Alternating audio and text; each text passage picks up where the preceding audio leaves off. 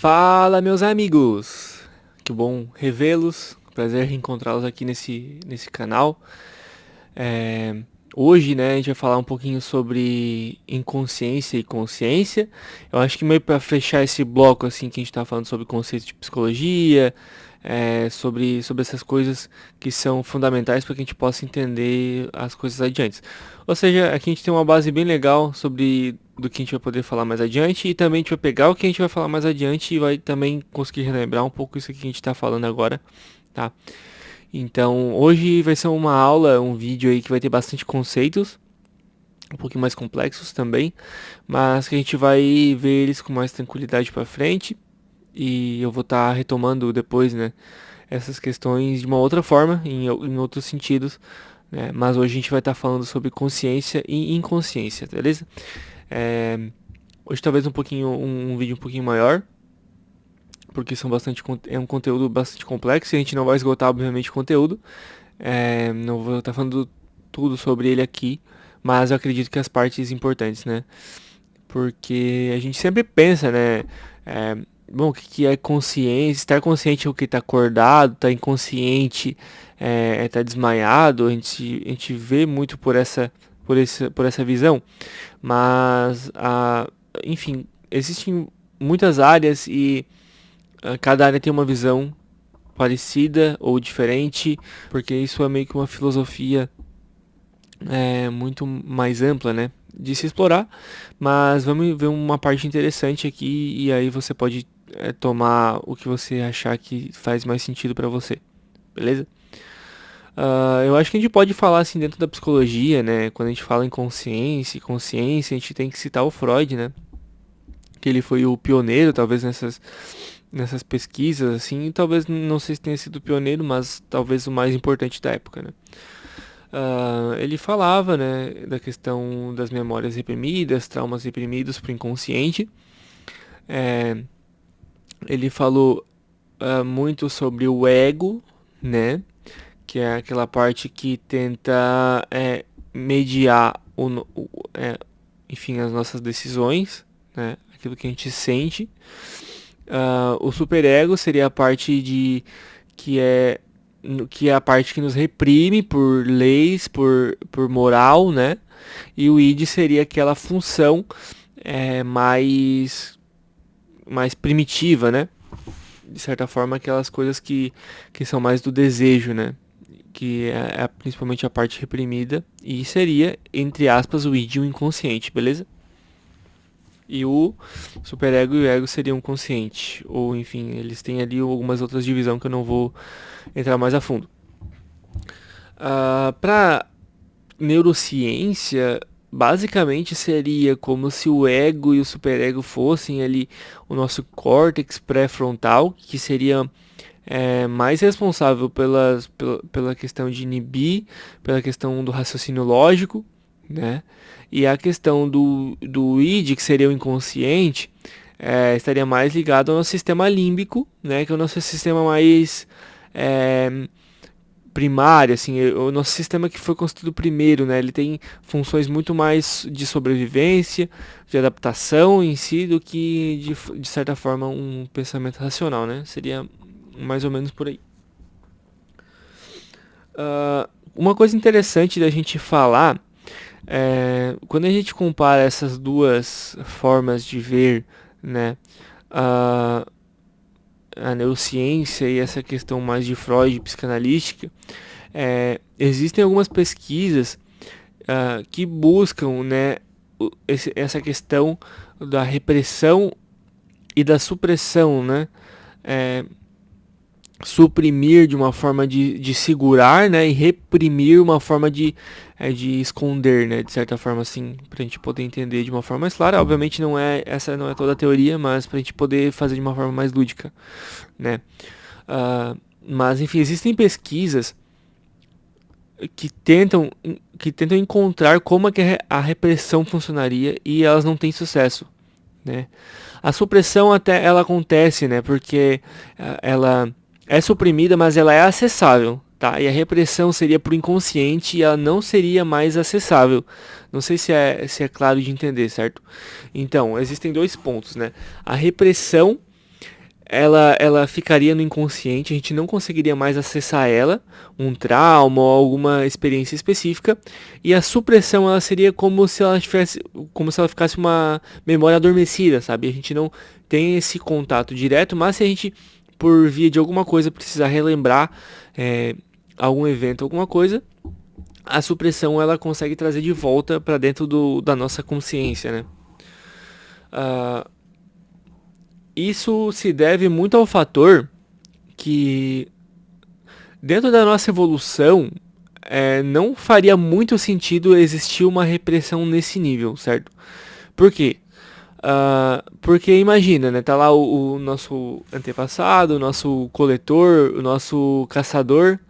Ele, por exemplo, ele vai até uma área e dentro dessa área tem algum predador e ele tem uma experiência traumática, entre aspas, né? Traumática pra gente poder entender.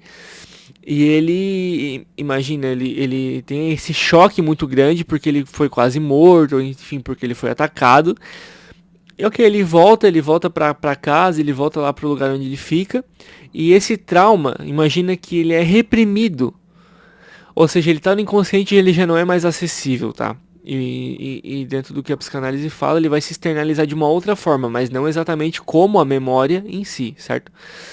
Então esse caçador-coletor, ele voltaria para aquela mesma área que ele foi atacado, porque se essa memória foi reprimida, então ele não tem, como se a experiência que ele teve tivesse sido deletada, de certa forma, certo? Então, claro, para dentro da neurociência, ela entende dessa forma, tá? Não quer dizer que isso seja 100% verdade, 100% comprovado, mas dentro de uma visão, né, neurocientífica, a gente vê essa questão que a repressão não funciona dessa forma, tá? Para dentro dos nossos pensamentos e situações adversas, beleza? Vou fazer uma pausinha para água, né? Importante.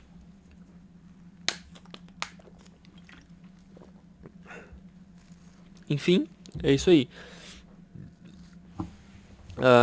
Nós, enfim, pelo meio da seleção, né? A gente criou esse mecanismo de lembrar, né? Enfim, então o que seria a consciência e a inconsciência, assim, mais para dentro da questão neurobiológica, né? Bom, a gente recebe estímulos do nosso ambiente, a gente recebe informações do nosso ambiente, essas informações disparam dentro do nosso cérebro potenciais de ação, certo? E esse potencial de ação ele transmite as informações para que nos torne consciente esse estímulo, certo? Por exemplo, se a gente enxerga uma luz forte, essa luz forte ela é um estímulo e esse estímulo ele vai até o nosso cérebro e como ele é um estímulo muito forte, essa informação, esse padrão de potenciais de ação dentro do cérebro vão nos informar e tornar consciente, né? Vamos deixar essa informação aqui gravada como importante. Tá, e o que seria inconsciente, então, por exemplo? Quando existe algum estímulo que ele chega até o nosso cérebro, mas ele não se torna perceptível, certo? Por exemplo, esse exemplo é muito importante e me abriu muito a cabeça para que eu pudesse entender esse assunto, tá? O que é o inconsciente para nós?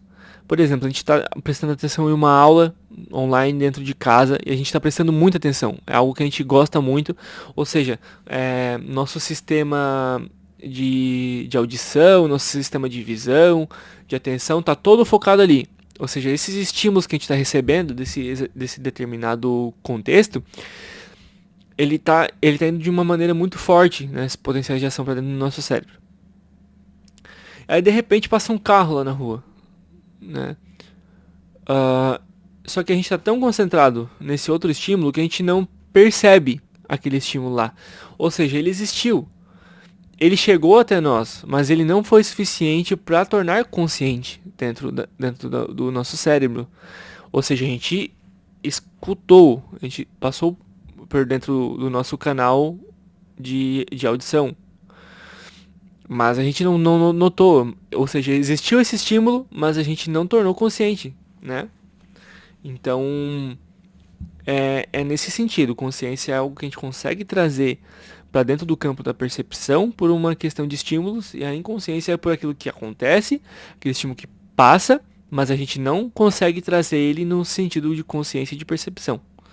Beleza? Então acho que esse ponto é bem importante para a gente poder entender esse assunto, né?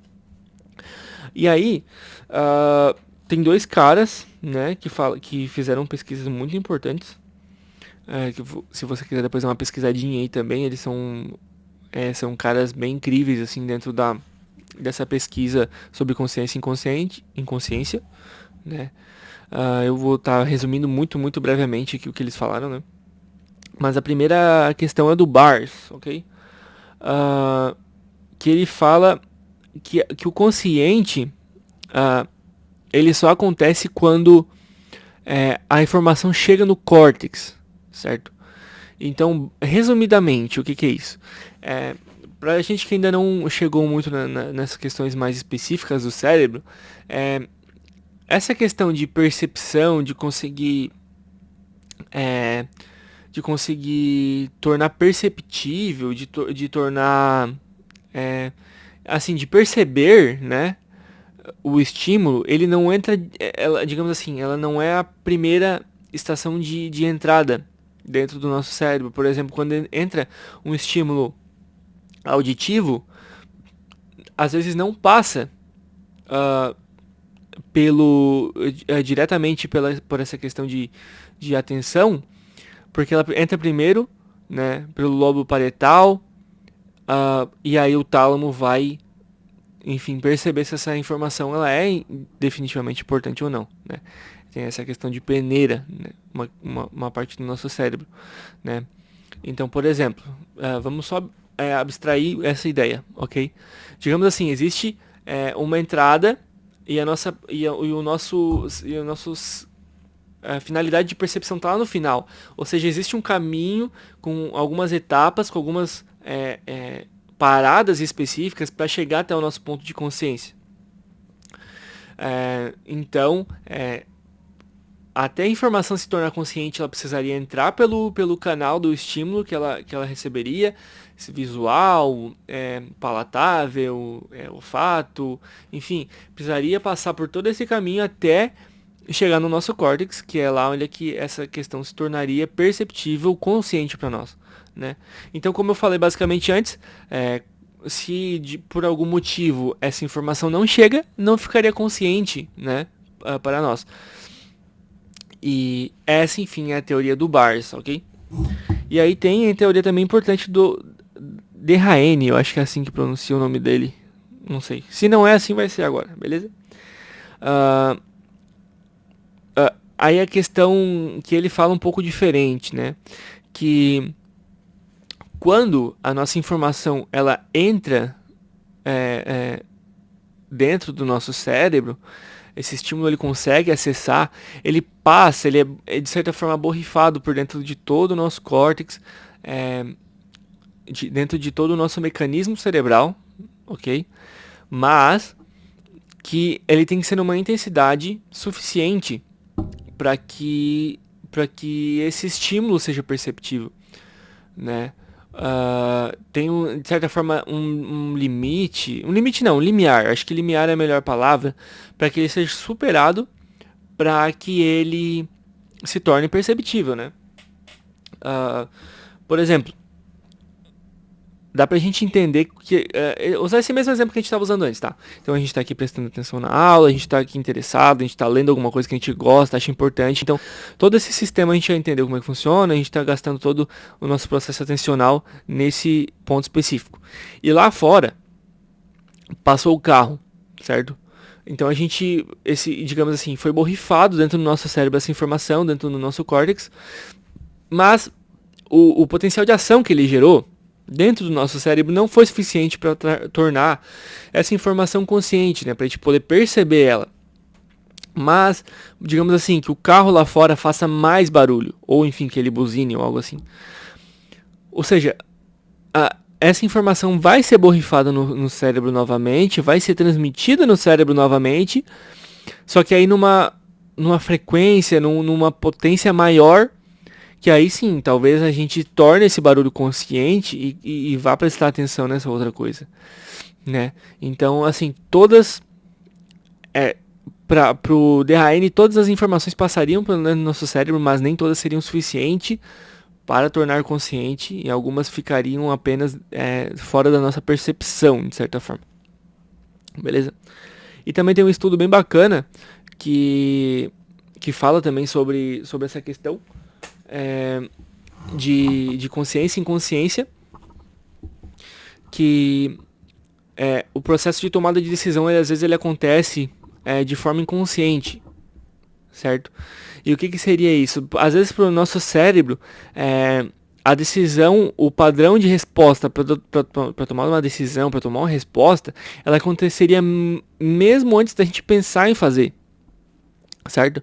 Então, por exemplo, a gente, nesse estudo específico, eles pediram para a pessoa documentar quando ela pensasse em apertar um botão específico, né, e ela apertasse logo em seguida, né? Pensou em apertar e apertou, né?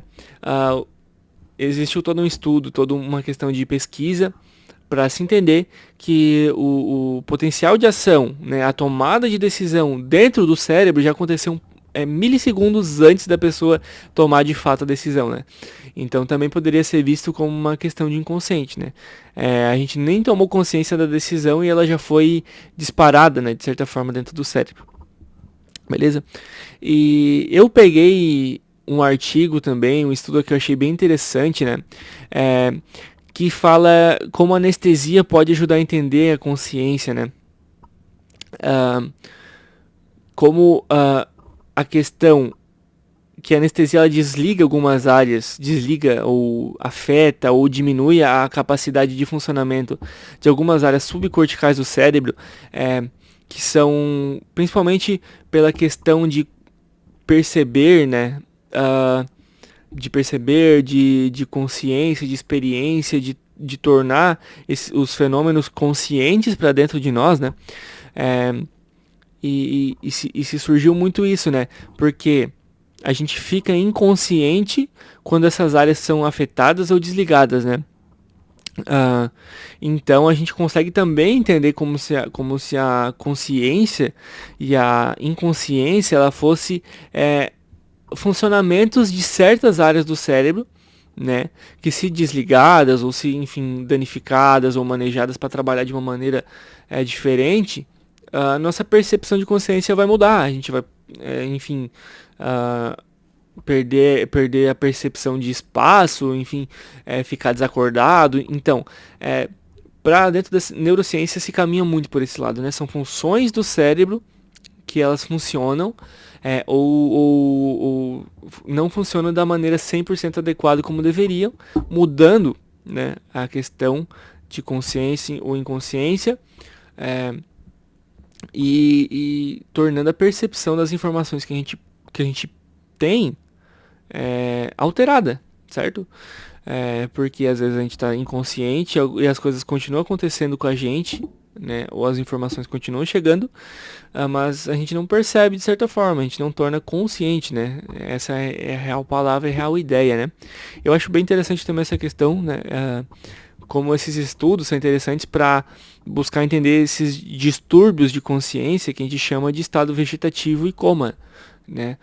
Então, se o coma e o estado vegetativo são inconsciências agravadas, porque algumas partes do cérebro não estão funcionando de maneira como deveriam ou corretamente, é muito interessante esse efeito da anestesia, porque a gente consegue ter uma ideia, obviamente não igual, né, porque esses casos são bem mais graves, mas a gente consegue ter uma vista, assim, né, um planejamento sobre como podemos tratar esses problemas, né? E claro que a ciência ainda não chegou lá, mas é bem bacana a gente poder entender como é que isso funciona e a importância disso, né? Às vezes a gente para pensar que esses estudos, enfim, essas coisas a gente talvez não consegue entender muito bem como elas têm uma aplicação na nossa vida real, né? Mas olha só que bacana, a gente pensa nesses estados, né?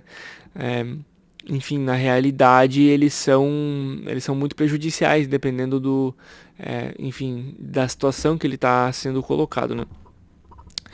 Então acho que é isso, gente.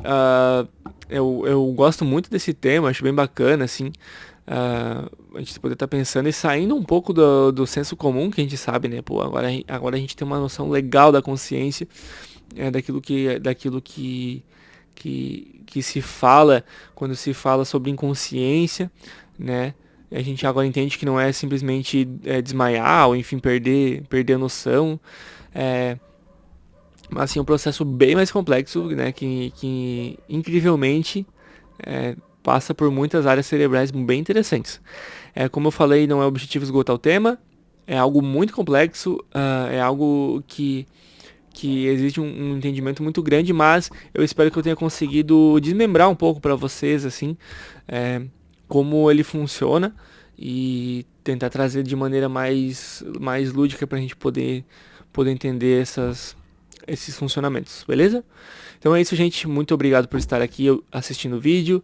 Se gostou, pode deixar aquele like aqui embaixo. Se acha que alguém pode se interessar sobre o assunto ou se interessar sobre esses nossos temas que estamos conversando aqui, pode também estar compartilhando o vídeo. Deixa aquele comentário aqui embaixo do que mais gostou, do que não entendeu, pra gente trocar uma ideia. Também dividir o conhecimento, né? Sempre importante. E é isso aí. Eu espero vocês na próxima oportunidade, próxima ocasião, certo? Muito obrigado. É isso aí. Até a próxima.